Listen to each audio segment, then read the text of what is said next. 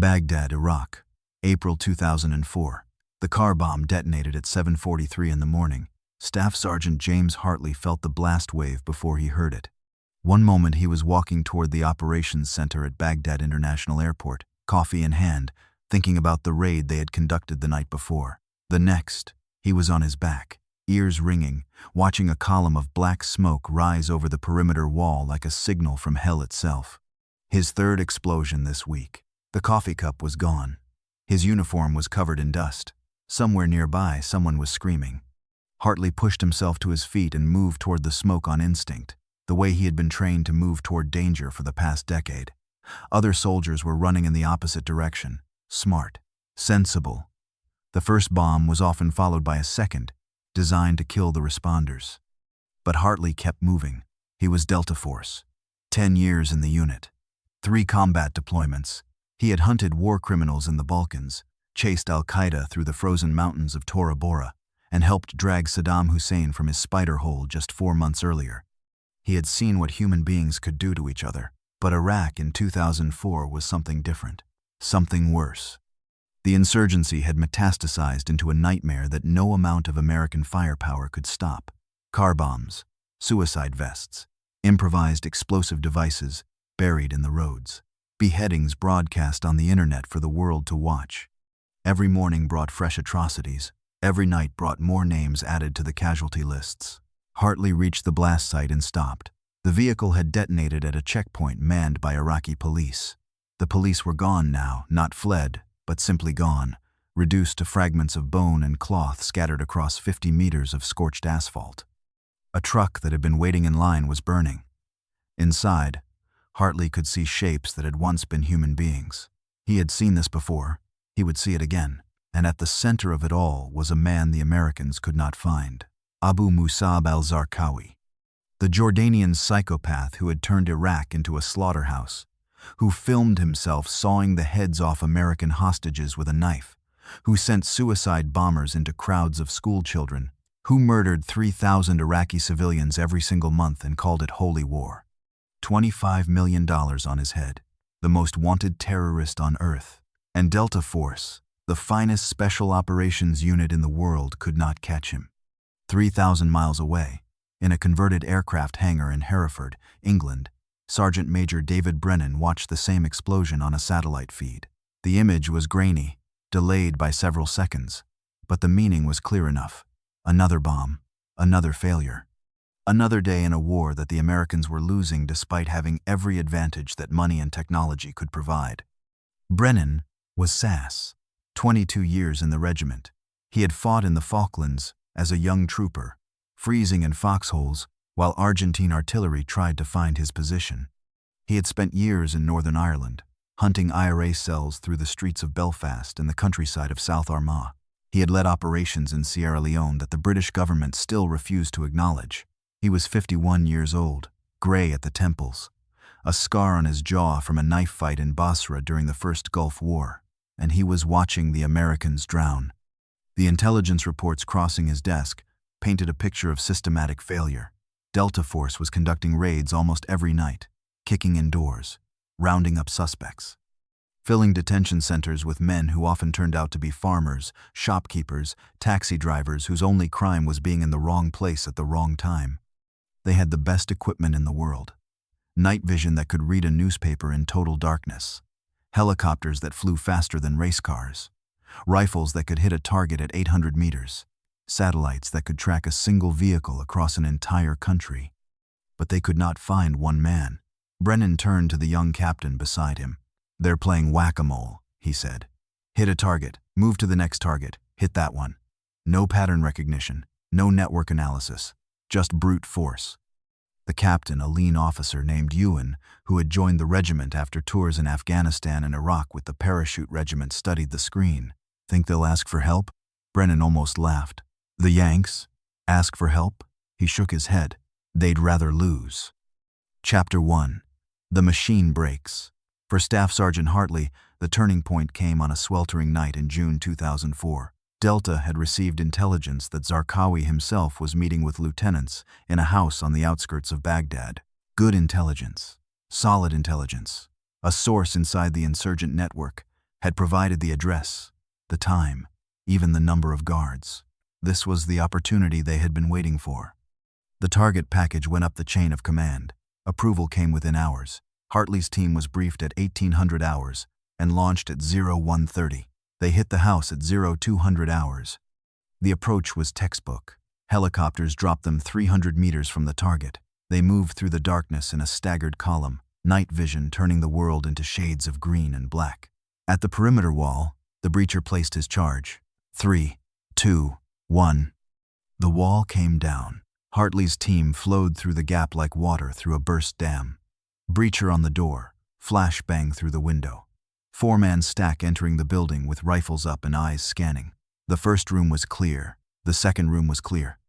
The third room contained a pressure plate connected to 150 pounds of military-grade explosives. Hartley saw the wire a fraction of a second before his point man stepped on the plate. Down. The explosion killed Sergeant First Class Michael Torres instantly. Staff Sergeant David Kowalski died 3 seconds later, his body torn apart by shrapnel. Sergeant William Chen lost both legs below the knee. Hartley himself caught fragments in his shoulder, his back, his neck. The house collapsed around them. When the medevac helicopter lifted him out of the rubble 45 minutes later, Hartley saw something that would haunt him for years. On the wall of the building next door, spray-painted in red, were 2 words in Arabic. The interpreter told him what they meant. Too slow. Zarqawi had been there. He had known they were coming. He had left them a bomb and a message. The Americans were fighting blind. This was the brutal truth that General Stanley McChrystal confronted when he took command of the Joint Special Operations Command Task Force in Iraq. McChrystal was different from most American generals. Thin as a rail, almost gaunt. He ate 1 meal a day dinner, usually something simple. He ran 8 miles every morning before the sun came up. He slept 4 hours a night and seemed to function on pure willpower. His soldiers called him the warrior monk because he seemed to have transcended ordinary human needs. But what truly set McChrystal apart was his willingness to admit failure. And in Iraq, failure was everywhere. The insurgency operated like a network, decentralized, adaptive, resilient. Every time the Americans killed a leader, 2 more emerged to take his place. Every time they raided a safe house, the terrorists simply moved to another location. Every time they thought they had Zarqawi cornered, he slipped away like smoke through their fingers. The American military was built to destroy armies, to identify enemy positions and overwhelm them with superior firepower, to win through shock and awe and overwhelming force. But you could not shock and awe a man who was already willing to die. You could not overwhelm an enemy who dissolved into the civilian population like salt dissolving in water. McChrystal studied the problem obsessively. He read everything he could find about counterinsurgency, counterterrorism, network theory. He analyzed every failed raid, every missed opportunity, every intelligence gap. He brought in analysts from the CIA, the NSA, the Defense Intelligence Agency. He demanded data. He demanded answers. And slowly, reluctantly, he arrived at a conclusion that no American general wanted to accept. He needed help. He needed the British. Chapter 2. The Station. The SAS arrived in Baghdad in the spring of 2004. They did not come with fanfare. No press conferences. No official announcements. No politicians posing for photographs with soldiers in combat gear. Just a squadron of operators who slipped into the city aboard an RAF C-130 and set up shop in a compound they called the Station. The station was located in Baghdad's Green Zone, the heavily fortified enclave where the coalition authorities had established their headquarters. From the outside, it looked like any other anonymous building, in a neighborhood full of anonymous buildings, concrete walls, razor wire, a few board guards at the entrance. Inside, it was something else entirely. Sergeant Major Brennan supervised the setup personally. He had done this before, in places he was not permitted to name, establishing operational bases from which the regiment could conduct its business. Communications equipment capable of reaching Hereford in real time. Intelligence workstations with secure links to every Allied database. Weapons lockers, stocked with Heckler and Koch rifles, Sig Sauer pistols, shotguns, explosives, medical facilities capable of treating combat wounds. A small armory where the unit's technicians could modify weapons and equipment. Everything a special operations unit needed to conduct sustained combat operations in hostile territory. The Americans watched with barely concealed skepticism. Colonel James Jim Patterson, the Delta Force commander, visited the station on the third day. He was a big man, broad-shouldered, with close-cropped gray hair and a handshake that felt like a vice. "So," he said, looking around the facility. "This is it?" Brennan nodded. "This is it. How many operators did you bring?" "About 60, Patterson laughed. Not a cruel laugh, but not a kind one either. 60. We've got 200 Delta operators in country, plus Rangers, plus SEALs, plus Green Berets, plus all the hardware," Brennan interrupted. "I know. Aircraft carriers, Predator drones, spy satellites that can read license plates from orbit." "That's right. And how's that working out for you?" Patterson's face darkened. "We're making progress. Zarqawi is still alive." "We'll get him." Brennan smiled. It was not a friendly smile. "Colonel, you've been trying to get him for 18 months. You've launched hundreds of raids. You've killed hundreds of insurgents. And your casualty rate keeps climbing while his network keeps growing." Patterson stepped closer. He was a head taller than Brennan and probably 50 pounds heavier. "You think you can do better?" "I think we can do it differently." "Different how?" Brennan handed him a file. Inside were photographs, maps, intelligence summaries. "Your people hit targets. Our people hit networks. There's a difference." Staff Sergeant Hartley, recently returned to duty after his wounds healed, sat in on the first joint briefing between Delta and the SAS. The room was crowded with operators from both units, Americans in their desert camouflage, British in their plain olive drab. The tension was palpable. These were elite soldiers, proud of their units and their capabilities. Neither side was eager to admit that they needed the other. Brennan stood at the front of the room, a map of Baghdad projected on the wall behind him. "You want to know what we do differently?" he asked. "I'll tell you." He pointed at the map. "You see targets. We see relationships. You see individual terrorists. We see networks. You conduct raids. We conduct campaigns." An American sergeant raised his hand. "What's the difference?" "The difference is time. The difference is patience. The difference is understanding that every operation has to build towards something larger." DS. Brennan clicked to the next slide. It showed a web of interconnected nodes, lines linking names and faces in a complex pattern. "This is how they operate." Zarqawi at the center, lieutenants around him, cell leaders below them, foot soldiers at the bottom. Information flows along these lines. Money flows along these lines. Orders flow along these lines. He clicked again. Several nodes were highlighted in red. "These are the nodes you've been hitting. Random, disconnected. You kill one, and the network routes around him. You arrest 10, and they recruit 20 more." Another click. A different set of nodes, highlighted in blue. "These are the nodes we want to hit. Key connections, choke points, people who link different parts of the network together. Kill them, and you don't just remove one person. You sever the network's ability to communicate, to coordinate, to function." Hartley studied the diagram. It made sense, in a theoretical way, but he had learned to distrust theory in combat. "How do you identify these key nodes?" he asked. Brennan looked at him. "You watch, you listen, you learn. Every raid generates intelligence documents, phones, computers. You don't just collect that intelligence, you analyze it. You build a picture of how the network operates. You identify patterns. That takes time." "Yes, we don't have time. They're killing people every day." Then you have to ask yourself, do you want to feel like you're doing something, or do you want to actually accomplish something? The room went silent. Brennan let the silence stretch. "Your way has been tried for 18 months. He said finally. "It hasn't worked. Now you can keep doing what you've been doing and hope for different results. Or you can try something else." He looked around the room. "Your call." Chapter 3. Find, Fix, Finish. The SAS approach to counterterrorism had been forged in the crucible of Northern Ireland. For 30 years, British soldiers had fought the Irish Republican Army in a shadow war that bore striking similarities to the conflict in Iraq, an enemy that hid among civilians. A campaign of bombings and assassinations, an opponent who knew the terrain better than any foreign army ever could. The British had made every mistake imaginable in the early years. Heavy-handed raids that alienated the population, Mass arrests that filled prisons with the innocent and the guilty alike. Brute force tactics that created more terrorists than they eliminated. The harder they pushed, the more the population turned against them. Slowly, painfully, over years of trial and error, they had learned a different way. The key was intelligence. Not intelligence gathered from satellites or intercepted phone calls, though those had their uses. Human intelligence.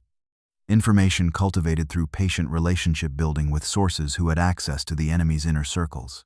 An informant inside an IRA cell was worth more than 100 soldiers on the street. The SAS called their methodology Find, Fix, Finish. Find the network, identify its key nodes, understand how information and resources flowed between cells, build a comprehensive picture of the enemy's structure. Fix the targets, determine not just where they were, but when they would be vulnerable. Study their patterns of life, learn their habits, their schedules, their weaknesses. Finish the operation, strike with precision, capture, rather than kill, whenever possible, because captured terrorists could provide intelligence that led to more targets. It was a cycle. Each operation fed into the next. Each capture generated new intelligence that made the next capture possible. It was slower than the American approach. It required patience that did not come naturally to men trained to kick in doors and shoot the enemy. But it worked. McChrystal listened to Brennan's briefing for 6 hours. The American general did not interrupt. He asked questions that demonstrated a deep understanding of counterinsurgency theory. He pushed back on assumptions. He demanded evidence. He challenged conclusions. At the end, he sat in silence for a long moment. "You're describing an intelligence-led operation," he said finally. Brennan nodded. Every raid has to generate actionable intelligence for the next raid. Every capture has to lead to more captures. You can't just kick in doors and hope you get lucky. And you think your people can do this better than mine? With respect, General, my people have been doing this for 30 years. Your people have been doing it for 30 months. McChrystal could have taken offense. Most American generals would have. Instead, he leaned forward. What do you need? Access. Your intelligence systems. Your surveillance assets. Your signals intercepts. Everything. Done. And authority. My people need to be able to conduct operations without asking permission every time. That's harder. General, war doesn't wait for paperwork. McChrystal studied him for a long moment. You really think you can make a difference? Brennan met his gaze. I think we can teach your people to make a difference. The capabilities are all here. The equipment, the training, the courage. What's missing is the methodology. Give me 6 months and you'll see results. McChrystal extended his hand. You've got 6 months. Don't waste them. Chapter 4. Industrial Counterterrorism. The transformation began slowly. McChrystal embedded SAS operators with every Delta squadron. He gave Brennan's people access to American intelligence assets, the satellites, the drones, the signals intercepts, the vast databases that tracked every phone call and email in Iraq. In return, the SAS taught the Americans their methodology. The cultural clash was immediate and intense. American special operators were trained to be aggressive, to seize the initiative, to overwhelm the enemy with speed, surprise, and violence of action. Waiting felt wrong to them. Watching felt like cowardice. The British approach required them to suppress those instincts.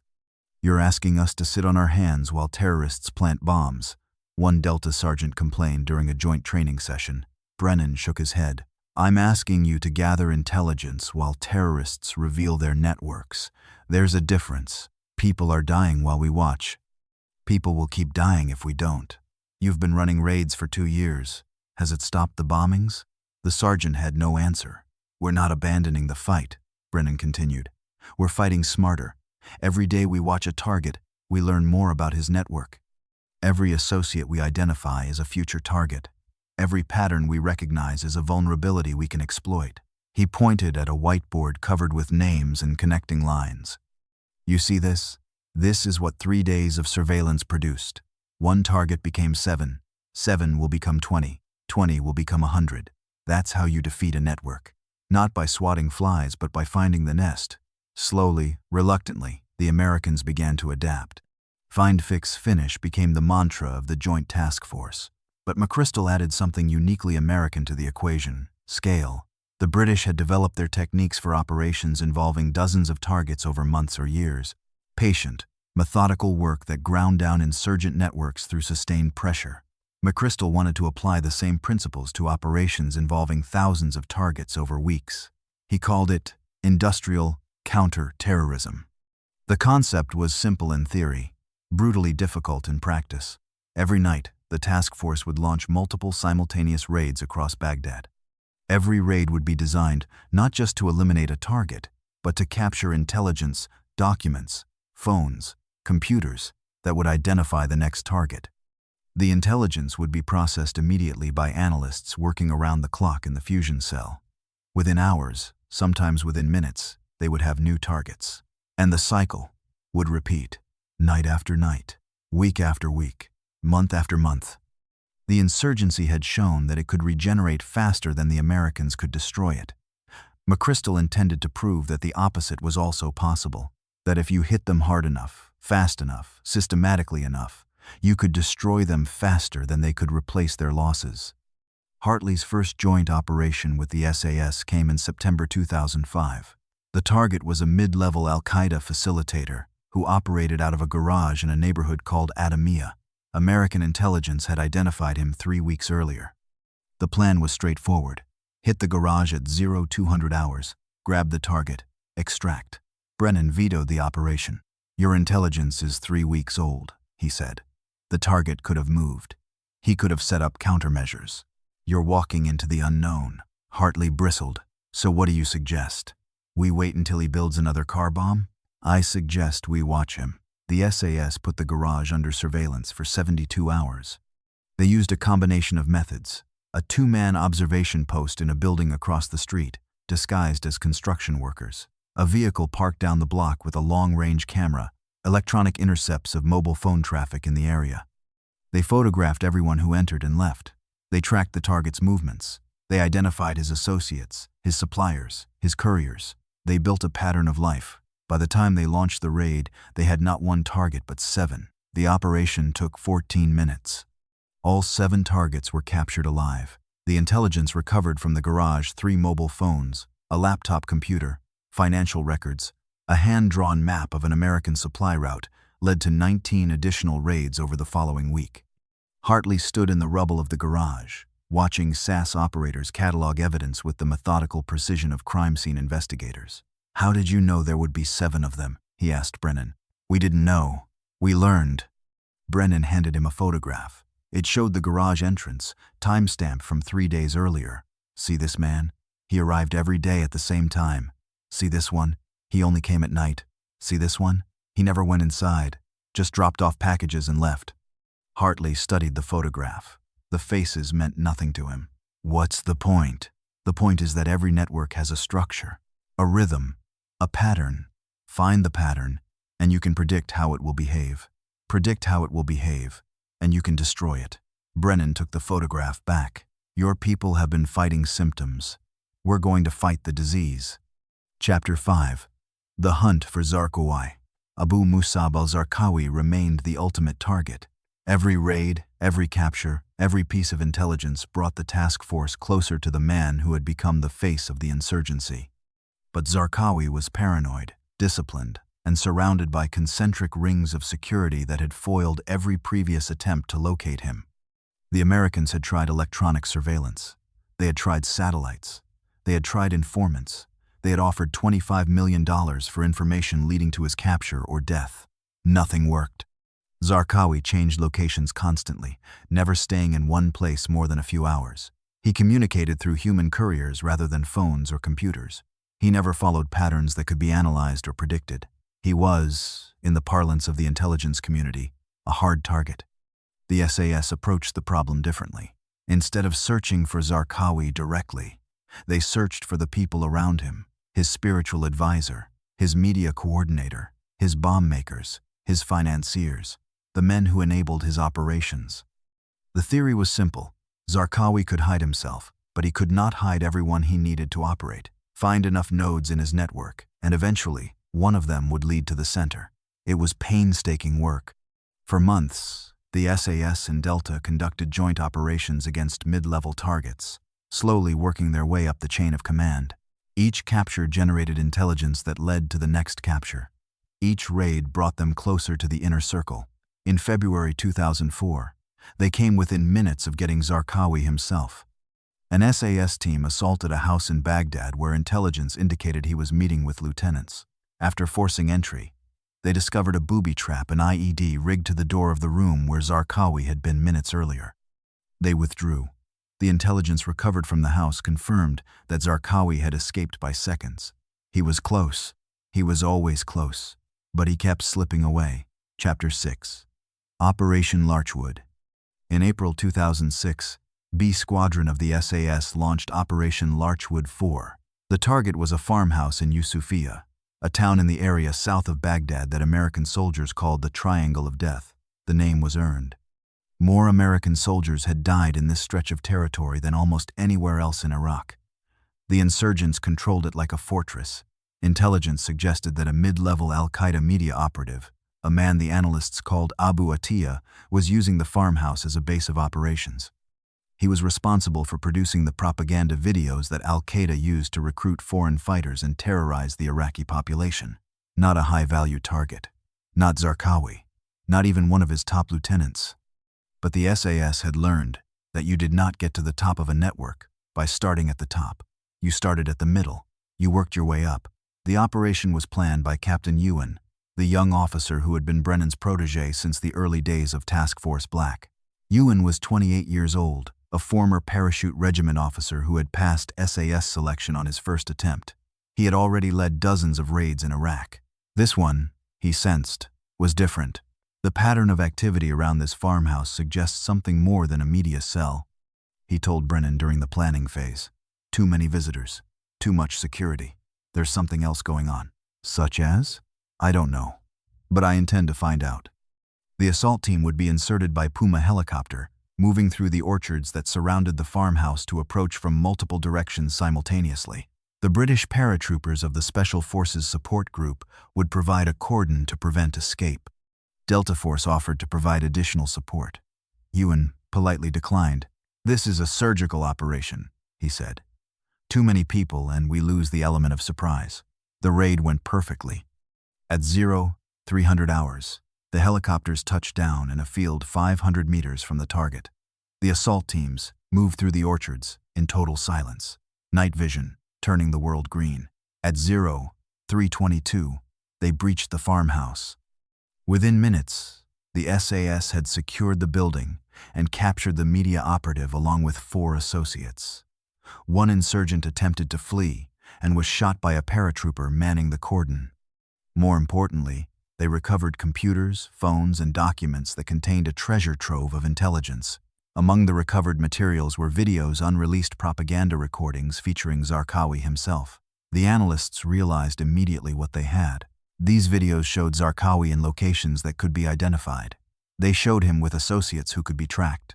They revealed patterns of movement that had never been visible before. For the first time, they had a thread that might lead directly to the most wanted man in Iraq. The intelligence from Operation Larchwood 4 was processed through the fusion cell. American and British analysts worked around the clock, examining every frame of video, every document, every contact in the captured phones. Within days, they had identified a new target, Zarqawi's spiritual advisor, a man named Sheikh Abd al-Rahman. Rahman was a cleric who provided religious justification for Zarqawi's atrocities. He was also one of the few people who had regular access to the terrorist leader. The SAS put Rahman under surveillance. For 6 weeks, they tracked his movements. They watched who he met with. They documented his patterns. They built a comprehensive picture of his life. And on June 7, 2006, Rahman led them to a farmhouse in a village called Hibhib, 8 kilometers northwest of Bakba. The SAS operators arrived first. They established surveillance positions around the farmhouse. They confirmed that Rahman had entered the building. They watched a second vehicle arrive, a vehicle carrying a man who matched Zarqawi's description. The coordinates were transmitted to the American Air Operations Center. 2 F-16 fighters were scrambled from Balad Air Base. At 6:15 in the evening, the lead pilot released a pair of 500-pound bombs, one laser-guided, one GPS-guided. The farmhouse ceased to exist. The explosion was visible from 3 kilometers away. A column of smoke rose into the evening sky like a signal fire. When American soldiers from the 101st Airborne Division arrived at the scene 20 minutes later, they found bodies in the rubble. The farmhouse had been obliterated, nothing remained but a crater and scattered debris. Iraqi police reached the site first. Among the wounded, they found a man who was still breathing. Barely. He was bearded, middle-aged, wearing black clothing. When American medics arrived, they placed him on a stretcher. He tried to roll off. They restrained him. Abu Musab al-Zarqawi, the most wanted terrorist in Iraq, the man responsible for thousands of deaths, the architect of a campaign of horror that had traumatized a nation, died on that stretcher as American medics attempted to treat his wounds. He spoke no final words. He made no defiant gesture. He simply stopped breathing. Fingerprints confirmed the identification. Facial recognition confirmed the identification. Scars documented in intelligence files confirmed the identification. The hunt was over. The news reached the station within minutes. Brennan was in the operations center when the call came through. He listened, asked a few questions, then set down the phone. The room had gone quiet. Everyone was watching him. "Zarqawi is dead," he said. For a moment, no one moved. Then the cheering started. Chapter 7. The Reckoning. Hartley heard the news in the operations center at Balad Air Base. The room erupted. Soldiers embraced. Someone produced a bottle of contraband whiskey that had been hidden for exactly this occasion. 18 months of hunting, dozens of near misses, hundreds of raids that came up empty. And now it was done. Hartley found Brennan standing apart from the celebration, studying a map of Baghdad covered in pins and string. "We got him," Hartley said. "Yes. Your intelligence, your surveillance, your methodology. It worked." Brennan nodded slowly. "It worked. So why don't you look happy?" Brennan pointed at the map. The pins represented known insurgent cells. The strings represented connections between them. Even with Zarqawi's death, the map was covered with hundreds of targets. "One man," Brennan said. "We spent 2 years hunting one man, and now look at what's left." Hartley looked at the map. "There's more?" "There's always more. Zarqawi wasn't the disease. He was a symptom. The disease is the network, and the network is still alive." He turned to face Hartley. "We've proven the methodology works. Now we have to apply it to the whole bloody country." Chapter 8. The Machine. The death of Zarqawi did not end the insurgency. His successor, an Egyptian named Abu Ayyub al-Mazri, continued the campaign of violence. New cells formed to replace the ones that had been destroyed. The car bombings continued. The beheadings continued. But something had changed. The task force had proven that the methodology worked. Intelligence-led operations, network analysis, relentless pressure applied systematically across the entire insurgent infrastructure. McChrystal expanded the concept. Over the following 18 months, the task force conducted thousands of operations. They arrested 3,500 terrorists in Baghdad alone. They killed several hundred others. They dismantled cell after cell, network after network, following the threads of intelligence from one target to the next. The SAS was at the center of it all. A squadron of the 22nd SAS Regiment conducted 175 combat missions during a single 6-month deployment. Night after night, they kicked in doors, captured terrorists, extracted intelligence, and passed the information to the analysts who would identify the next target. General McChrystal, in a rare moment of public praise, called them the finest soldiers he had ever commanded. The statistics told the story. In 2005, Al-Qaeda in Iraq conducted an average of 150 car bombings per month in Baghdad. 3,000 civilians died every month. The insurgency seemed unstoppable, a hydra that grew 2 heads for every one that was cut off. By 2008, the number had dropped to 2 bombings per month. The analysts at the fusion cell calculated that Task Force Black, the SAS-led element of the Joint Task Force, had personally removed or killed 3,500 terrorists from the battlefield. 6 SAS soldiers died in the campaign. 30 more were wounded. The price was high, but the result was undeniable. Chapter 9. Legacy. Hartley left Iraq in 2008. His wounds had healed the physical ones anyway. He carried other damage that would never fully repair. The faces of friends killed in action. The memory of that spray-painted message on the wall. Too slow. The nightmares that came every few weeks. Vivid and terrible. He found Brennan one last time before he departed, in the same operations center where they had first met 4 years earlier. "You were right," Hartley said. Brennan raised an eyebrow. "About what?" "About thinking. About intelligence. About not just kicking in doors and hoping for the best." Brennan was silent for a moment. "You were good soldiers," he said finally. "You always were. You just needed to fight a different kind of war. A British kind of war." Brennan shook his head. "A smart kind of war. One where you understand your enemy before you try to destroy him. One where every operation builds toward the next. One where you're not just reacting to what the enemy does, but predicting what he'll do before he does it." Hartley thought about the years of frustration, the raids that went nowhere, the targets that slipped away, the feeling of fighting an enemy that was always one step ahead. "We had the best equipment in the world," he said. "The best training, the best funding, and it wasn't enough. Equipment doesn't win wars. Understanding wins wars." Brennan extended his hand. "It was an honor serving with you, Staff Sergeant." Hartley took it. "The honor was mine, Sergeant Major." Epilogue. The lessons of Iraq echoed through the years that followed. McChrystal's industrial counterterrorism became the template for American special operations worldwide. The methodology pioneered by the SAS and adopted by the Joint Task Force was applied in Afghanistan, in Yemen, in Somalia, in Syria. When American forces tracked Osama bin Laden to a compound in Abbottabad, Pakistan, they used the same techniques. Patient surveillance, network analysis, intelligence gathered from captured operatives that mapped the connections between the courier and his master. The raid that killed bin Laden on May 2, 2011, lasted 40 minutes. It was built on principles that the British had developed over 30 years of fighting shadows. Brennan retired from the SAS in 2012. He never wrote a memoir, never gave interviews, never sought recognition for his role in one of the most successful counterterrorism campaigns in modern history. That was the SAS way. Who dares wins, but he who wins keeps his mouth shut. But those who knew understood what the regiment had accomplished. When the Americans were losing, the British showed them how to win. When the most sophisticated military in history could not find one man, a handful of soldiers from Hereford taught them where to look. When brute force failed, patience and intelligence prevailed. In 2014, a new enemy emerged from the ashes of Al-Qaeda in Iraq. They called themselves the Islamic State.